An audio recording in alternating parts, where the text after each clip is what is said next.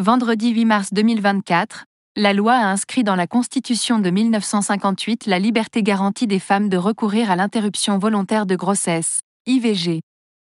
Une journée historique qui a donné lieu à une cérémonie publique organisée place Vendôme en présence d'Emmanuel Macron et de son épouse Brigitte, soutenue par sa fille Tiffaine Nozière, son alliée de toujours.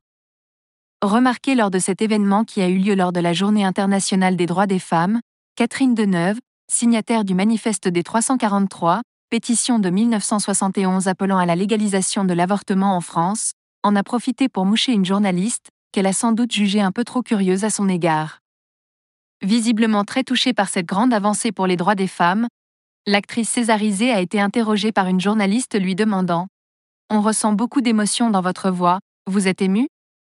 Son engagement pour la cause n'étant un secret pour personne, difficile pour Catherine Deneuve de ne pas répondre avec beaucoup de second degré.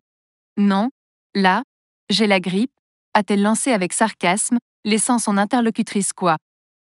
L'actrice s'est ensuite repris et a ajouté « Si, ça m'émeut vraiment, ça me touche beaucoup. » Une « formidable » avancée pour les femmes face aux journalistes présents, la maman de Chiara Mastroianni a également indiqué à propos de cette « loi extraordinaire » pour l'IVG, c'est formidable. Elle a ensuite exprimé son ressenti sur la décision des parlementaires. On ne peut pas commenter les raisons pour lesquelles on est là. Sinon, je ne serais pas là.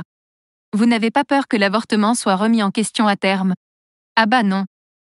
On est bien français là, quand on pose des questions comme ça, a-t-elle conclu avant de partir. Pour rappel, par ce texte, la France devient le premier pays au monde à reconnaître dans sa constitution la liberté de recourir à l'avortement, qui relève de la seule appréciation des femmes.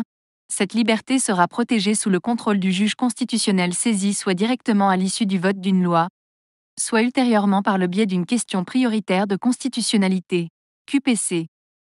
Il s'agit de la 25e révision de la Constitution de 1958, indique le site officiel du gouvernement français.